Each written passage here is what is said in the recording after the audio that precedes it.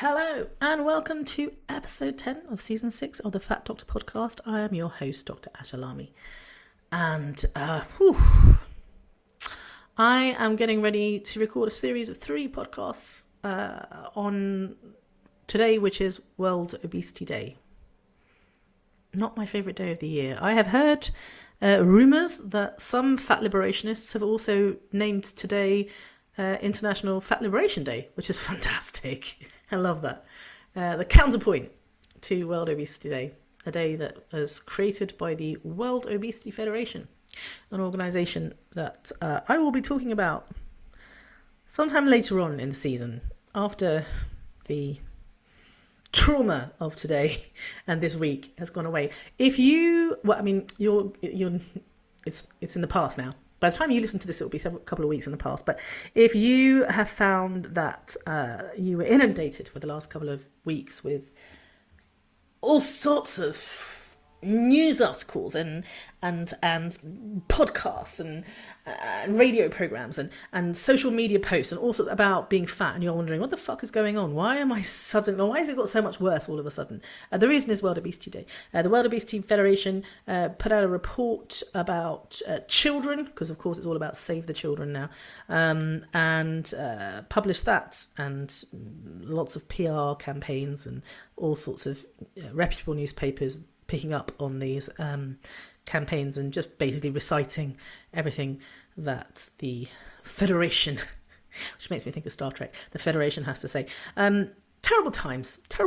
And as I'm writing the book and really like trying to expose, doing some kind of deep dive research into how the weight loss industry pays for this kind of marketing, branding, how do they get away with it? What do they do? The more I look into it, the more I go in search of the money, and it's not easy to find all of this stuff. You really have to go digging to find it.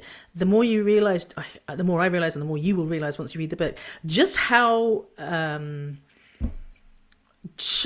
sinister, but also like planned out. Like there's a fucking playbook, like they know exactly what they're doing, and there is absolutely no accountability whatsoever. They can get away with it. Even when organisations try and hold the weight loss industry to account, especially drug companies, especially the 2 drug companies, Eli Lilly and Novo Nordisk, who are responsible for a great deal of this nonsense, even when they're held to account for being, from unethical practice, most times there's not enough proof, and even if they have enough proof, they get a slap on the wrist. Nothing actually happens to them.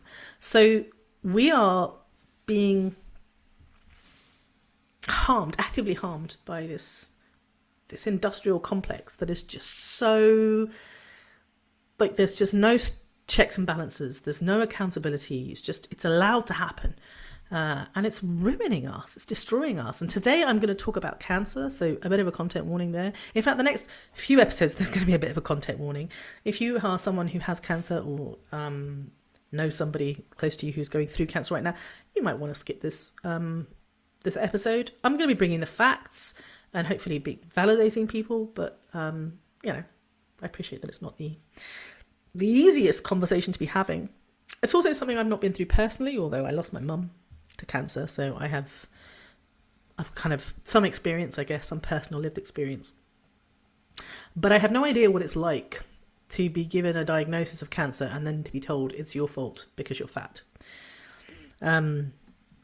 And that's what's happening, isn't it?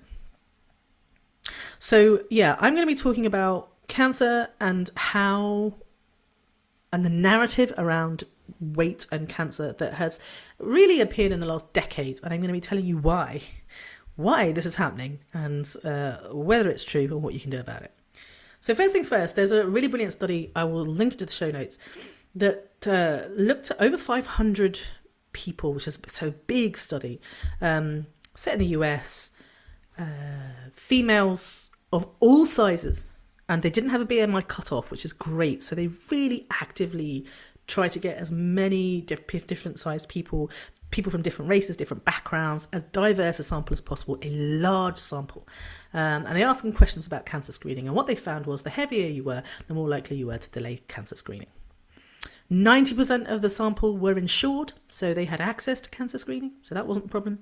The real barriers were disrespectful treatment, embarrassment at being weighed during these procedures, the negative provider attitudes that they experienced, the unsolicited weight loss advice, often when your legs are spread or your baps are out. Nobody wants that. Nobody wants to have their breasts squeezed and at the same time be told, hey, you're really fat.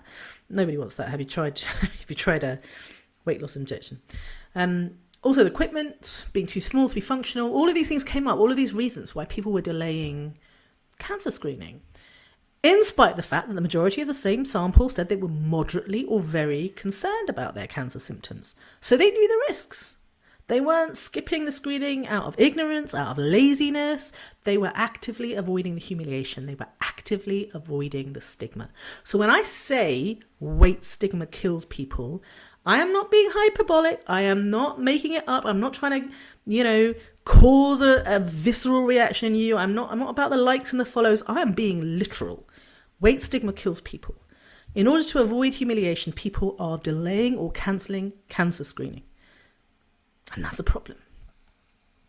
Now, at the same time, if you live in the UK, you will remember this. If you live outside the UK, you won't know what I'm talking about. But allow me to paint you a picture.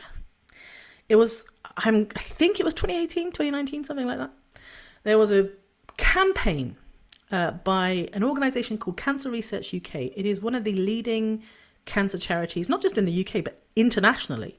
It's a huge amount of kind of privilege and is platformed around the world. So it's an important charity. And of course, we're supposed to trust them implicitly, right? Because they're literally fighting cancer. I mean, you don't get any more noble than that. They're fighting cancer and they're raising funds to fight cancer. And they had this campaign, and you won't forget it if you were exposed to it. It was basically an image of a cigarette packet. And instead of being stuffed full of cigarettes, it was stuffed full of French fries. And instead of a normal cigarette brand on it, it had the name Obesity. That was the brand of the cigarette. And the question was something along the lines of, guess what is the second most common cause of cancer? Something like that. It was really, really upsetting. I mean, there's all kinds of offensive, and it was meant to invoke a visceral response, right? Here's the thing. Cancer Research UK has received millions of pounds worth of funding over the years from an organisation called Slimming World. Slimming World is a weight management company very similar to Weight Watchers. Again, I don't think it's an international company, but certainly I would argue probably the most popular weight management company, or at least joint first in the UK. I'm talking £25 million over the last decade or so. That's how much money they've raised. And of course, people, including healthcare experts and public health experts, were very concerned about this campaign and were saying, hey, hang on a second, there's a bit of a conflict of interest here. Like you're getting money from Weight Watchers, Slimming World, and then you've got this big campaign, and that's not right as a conflict of interest. And Cancer Research UK went, oh, hang on a minute, one has nothing to do with the other. And of course, it's impossible to prove. That's why I'm saying there's no accountability here. There are no checks and balances. And so they could just say, no, that's got nothing to do with it. And that was the end of it. The campaign stayed up. And to this day, if you go to Cancer Research UK's website, there is an entire page dedicated to the O word. It says overweight and obesity is the second biggest cause of cancer in the UK, causing more than 1 in 20 cases. Causing. Really? You are claiming that being fat causes cancer. That's a bold statement. And it's also one big, giant fucking lie. There is no evidence of causation. What do I mean by that? Let's look at smoking. I think it's fair to say that smoking causes cancer. Okay? We know, for example, that there is a dose-response relationship. What do I mean by that? The more you smoke, the higher your risk of cancer. There are established biological mechanisms that link smoking to cancer. I don't need to tell you, my 12-year-old just did a project for school, for her biology class, all about how smoking causes cancer. So I don't need to tell you, she can. It's out there for all to see. These are pretty impossible to dispute now. We have so much evidence supporting the biological mechanisms. We also know that if you stop smoking, you reduce your risk of cancer. We've seen this across populations and in individuals. So there is really no doubt that smoking causes cancer. We don't have any of this for weight. We have observations that certain cancers, not all cancers, but certain cancers are more common in fat people than in non-fat people. There's no dose-response relationship. There are no established biological mechanisms. I mean, they come up with all sorts of theories, but none of them are established or proven. There's no evidence that reducing your rate reduces the risk of cancer, treats cancer, prevents recurrence of cancer. None of it. So the evidence is not comparable. It really isn't. In fact, the only reason that weight gets a special mention is because it's common, you know? And basically, if you're a weight loss organization, drug company, whatever, and you want to make money from selling weight loss, tell people that they're going to get cancer. They'll do it. I mean, nobody wants to get cancer. It's one of our biggest fears. So, of course, it's a great way to get buy-in. It's a great way to sell your wares. I hate this website, this webpage. I find it so fucking offensive because it's not true. They use the word cause when they have no right to do so. And you know what they don't talk about? They don't talk about UV radiation. They don't talk about infections. They don't talk about occupational hazards. They don't talk about alcohol. All of these things have a much stronger case for being preventable causes of cancer. Like, if you want to prevent melanoma, UV protection, it's fairly well established now. It's not guaranteed, but it's definitely in your best interest to protect yourself from being burnt. So we tell people, stay out of the midday sun and use sunscreen and blah, blah, blah. But you don't see that on their website. There's no big headlines. There's no campaign for sunscreen. It's because there's no money in it, or very little money in it. Big fun sunscreen is not the same as big pharma, you know? It's the same with infections. There is a HPV vaccine out there that is going to prevent this younger generation from contracting HPV and then going on to develop cervical cancer. I can't remember the statistics. I think it's 95% of cervical cancers are caused by HPV. That's fucking miraculous that we're going to all but eradicate cervical cancer just with a vaccination. Infections are linked to all sorts of infections that are linked to cancers. Hepatitis, all sorts. Why don't we talk about that? These things are preventable. They're so easy to prevent, not just with vaccinations, but, you know, practicing safe sex and all of that stuff. But we don't have huge campaigns. We're not bombarded with magazine articles and social media posts and billboards like at train stations and stuff, you know, talking about sunscreen or, you know, get your HPV vaccine. And we should. We absolutely fucking should, because these are really simple and preventable, simple ways to reduce our risk of cancer. Not to eradicate, but to reduce our risk of cancer. There's no money in that. You have to pay money to get people to be screened, but you make money by selling weight loss, right? I cannot tell you how...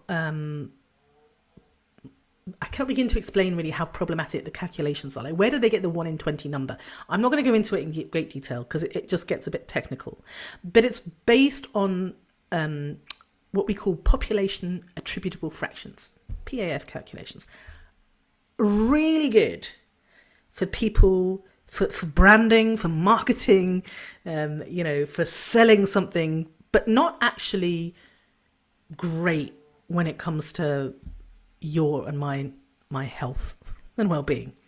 Why? Because population attributable fractions assume, number one, that the association that we've seen, the observation that we've made, is causal. And we all know association is not the same as causation, but they assume that it is. They assume that there are no other factors at play. Stress, stigma, weight cycling, all of those things could be responsible, right? But we just ignore them completely. We pretend they don't exist. They also assume that reducing the weight would reduce the risk. That's why they call it preventable. There is an assumption, of course, that if you reduce your weight, then you won't be at risk anymore. None of these things are true. None of these assumptions have ever been proven. And so here we are with these numbers, 1 in 20, that have no basis in actual evidence, but they are used to threaten and to provoke and to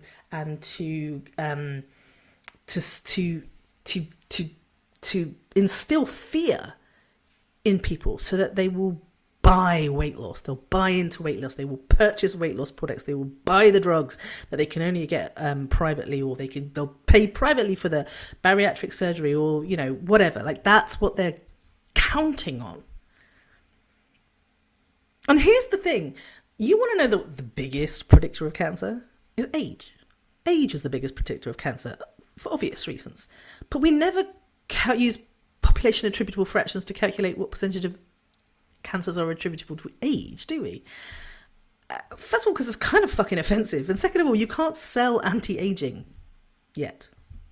Once we've bottled it up into a serum, Novo Nordisk can take a hike, because Ozempic will no longer be the most popular drug out there.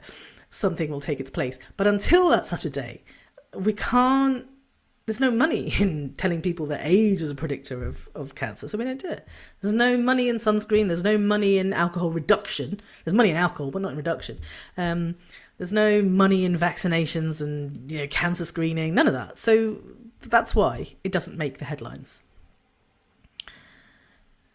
We also know, of course, and this is just by the by, that weight is not a modifiable risk factor any more than age is a modifiable risk factor, right? Like, there are some things that we can do something about, but we know that weight loss is unsustainable for the vast majority of people. So it's kind of useless telling people, hey, being fat increases your risk of cancer, even if that was true. So I can't stop being fat any more than I can stop getting older. So what do you want me to do about it?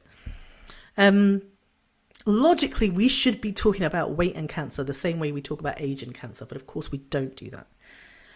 A population attributable fraction, a calculation that is built on a number of false assumptions, is as useful as, and I always think of an old colleague of mine who used to use this phrase, and I love it. It is as useful as a chocolate teapot. The minute you pour hot water into it, it's fucked. That's not what she used to say. She put it much better. But yeah, it's useless, and it also ruins your tea. So fuck Cancer Research UK and their fucking 1 in 20 figure. It's just not true. But if you have cancer, wow, sucked, huh? To be told that it's your fault. I know this is the case with many cancers, but I'm gonna sort of look a little bit into breast cancer. I'm going to deep dive a little bit into breast cancer now, because it's a common cancer and there's a lot of evidence that's available. So I'm going to use breast cancer as an example and how we can start to challenge the narrative. But you can actually apply this to a lot of other things. So the narrative is simple. You're more likely to get breast cancer if you're fat because you produce estrogen in fat cells, and excess estrogen increases your risk of breast cancer. That's the narrative, and that's what people are told, and that's what scares people around the world. I'm going to get breast cancer because I got fat. So let's challenge that narrative for a minute. Let's investigate it. Let's take a little closer look. Get our magnifying glass out and investigate. So there is a study called the Million Women Study, big study, million women, that found that the higher your BMI in your 60s, the higher your risk of post-menopausal breast cancer. That's what the Million Women study found. But here's an interesting fact that we don't talk about ever. The higher your BMI in at the age of 10 and 20, the lower your risk of post-menopausal breast cancer. So if you're a fat kid and a fat person in their 20s, you're a much lower risk than if you were just fat in your 60s. How's that work? It doesn't make sense, does it? There was also another paper, a meta-analysis, that looked at, I think it was, it is, no, I don't think, it's in front of me, 89 studies, correct me if I'm wrong, 89 studies, so quite a big meta-analysis, and it found that obese, sorry for the word, but that's what they use, obese post-menopausal women had a 39% higher risk of receptor-positive breast cancer. Remember, this is just an observation. It's just an observation. They looked at all the data and they found that fat people had a 39% higher risk of receptor-positive breast cancer than people who weren't fat. But when you dig deeper, you will find that that increased risk was only in women who never used HRT. Among HRT users, the risk was significantly smaller. In fact, it was pretty much uncertain and statistically insignificant. Why? There's also no link between quote-unquote obesity and receptor-negative breast cancer. We also found in the same study that fat premenopausal women, and I hate to use the word women because people with breasts aren't necessarily women, but that's the language that I'm using from their study. So premenopausal people had a 22% lower risk of receptor-positive breast cancer. So it's only people who are postmenopausal and have never been on HRT and have receptor-positive breast cancer that seem to have an increased risk if they're fat. Everyone else, not so much. That doesn't make sense. Again, with smoking, it's just bloody obvious. The more you smoke, the more likely you are to have cancer. Why is it not the same? Why like it's not adding up. The math ain't mathing, as they say. If excess fat causes extra estrogen, which causes cancer, then why does estrogen-only HRT reduce or appear to reduce the risk of breast cancer? That doesn't make sense. It just shows us that the relationship between weight and breast cancer is complicated, that it's hormone dependent. And so we can't really draw the conclusions that we've been drawing. Like we see the data and then we come up with like we misinterpret the data. We come up with these conclusions. Being fat increases your risk of breast cancer, and we don't mention all the other parts. Now, here's some other information about breast cancer, and I am presenting this evidence to you without any sort of judgments or assumptions, or I'm not trying to tell you something. I'm not trying to make you feel bad or feel good or any of those things. This is just very neutral information that I want you to know. Aside from an observation that people who are higher weight are at an increased risk of breast cancer, we also have similar observations that find that people who have had one child have a 13% reduced risk of breast cancer versus people who've had no children. If you had 2 children, it's a 19% reduced risk. If you've had 3 children, it's a 29% reduced risk. If the first birth of the child was under 20, compared to people who had their first child over 30, there's a 24% risk difference. So people who gave birth under the age of 20 versus people who gave birth the first time over the age of 30, 24% difference in risk. Breastfeeding. For every 12 months that you breastfeed, and it doesn't have to be, it's cumulative, so for every 12 months, your risk of breast cancer is reduced by 4.3%, 7% for each birth. So a combination of 7 plus 4.3, there you go, do the math. Again, this is just information. There is evidence that breastfeeding and childbirth reduced the risk of breast cancer. There isn't any evidence that reducing weight reduces the risk of breast cancer. Well, there is evidence that giving birth or breastfeeding reduces the risk of breast cancer. It's kind of hard to breastfeed if you don't give birth, but you know what I mean. Now, that doesn't mean... Well, let's think about this logically.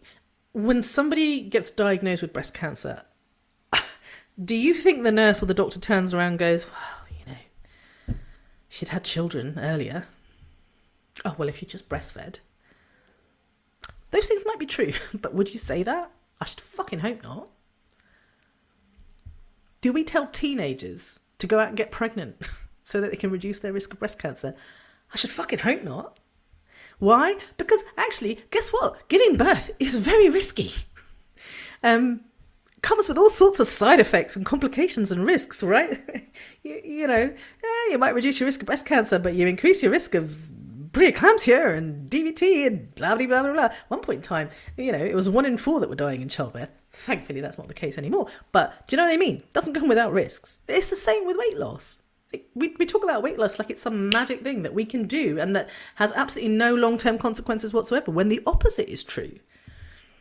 So, no, we don't do that. Why do we feel so comfortable talking about weight, but not comfortable talking about age and not comfortable talking about giving birth when it comes to cancer and cancer risk? I'm not saying that we should be talking about age, by the way. I'm saying that we shouldn't be talking about weight, right? Because it's not helpful. It's a completely unhelpful conversation.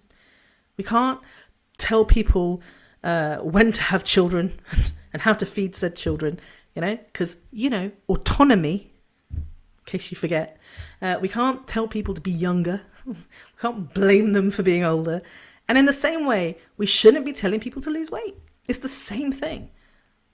It's the same thing. Doctors have no right to tell people when and how to have a family. Why don't we feel the same way about telling people about their weight? I want to end this podcast episode by saying a few things. First and foremost, if you have cancer, I cannot stress this enough. It is not your fault. There is nothing you could have done to prevent it. There is nothing you could have done to treat it other than the treatments that you've been going through. There is nothing you can do to prevent it from recurring. Okay, that's not true. There are things like getting treatment. I should say that again. There is nothing you can do with your weight to prevent recurrence. I have met people who are being told to go on a diet. Sometimes when they're actively fighting the cancer. I mean, that is the most ludicrous thing I've ever heard. Cancer has many ways of destroying your body, and one of those ways is to cause your muscles to waste away, and we call it cachexia. And it, to reduce your appetite, reduce your weight like that makes you frail, and it makes it harder to fight off this disease process that's going on in your body. The last thing you want to do is deprive yourself of nutrition intentionally.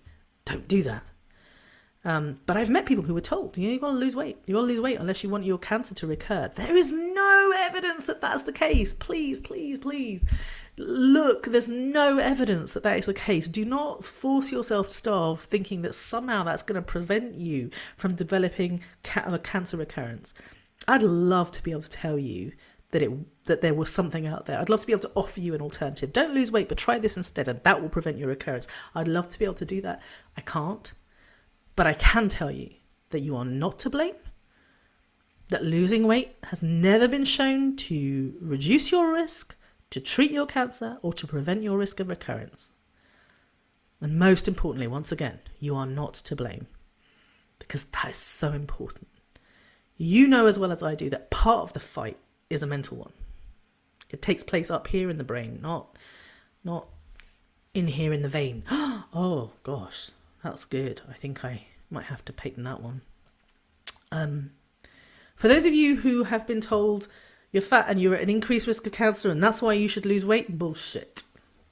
It's a lie. And you can just turn around and go, take your population attributable fractions and shove them where the sun don't shine. I don't believe you.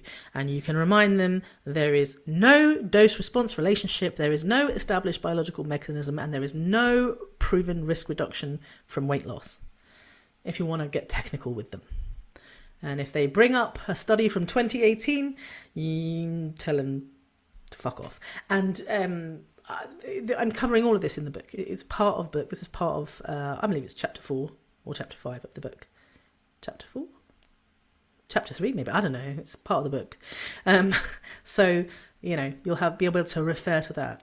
If you're a healthcare professional that is listening to me right now, and at some point in time you made a person feel that they were to blame somehow because of their weight for their cancer diagnosis, then you need to go atone for your sins and go fix it.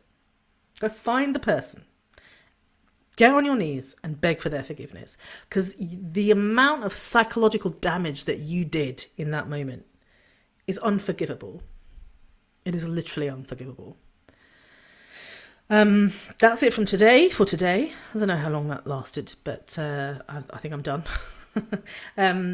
Next week, we'll be doing something else. I should know. Maybe I'll click on a button and find out. But I hope you enjoyed today's episode. Stay tuned for some new updated information about my book that's coming out soon. Woohoo! I finally got a deadline in place. It's interesting. I could go on and on and on and on and on and keep writing and keep writing. And I think the autistic part of my brain is just like, oh, try this, do that. And I had to tell myself, stop. I had to give myself a deadline and say, no, that's the day you press the button for self-publishing. So I don't want to jinx it, but no, I'm going to put it out there. I'm going to put it out there on the 22nd of April. That is the day I tend to make my book available for pre-order, on the 22nd of April. God help me, I've said it now. It's got to be done. I'm not convinced I'll be able to release it that day, but pre-order certainly. So a lot is happening. Those of you who are part of the waiting room and have been coming to book club, we've been having a whale of a time, haven't we? It's been great. It's been so invaluable, your feedback. If you're interested in coming along every week, I'm reading an episode, a chapter of my book, and opening up the floor for questions and conversation and, facilitating a dialogue, which has really been quite lovely. It's a small little gathering. It's not masses of people, which is how I like it. And yeah, you're welcome to come along. All you have to do is become a member of the waiting room. That is my online community. It's a paid community, but it's only £15 a month. And you don't just get book club, you get a whole bunch of stuff when you join. So yeah, if you're enjoying this podcast, you're thinking, I want to know more and I don't want to wait until the book comes out, then, or not even that I don't want to wait until the book comes out, but I want to ask questions and I want to be part of the conversation, then why not join the waiting room? And if you're thinking, I can't wait until the book comes out, then please, on the 22nd of April, will you pre-order my book? That would really make my life so great. All right, that's me for now. Enjoy the rest of your week. And I'll see you next Wednesday.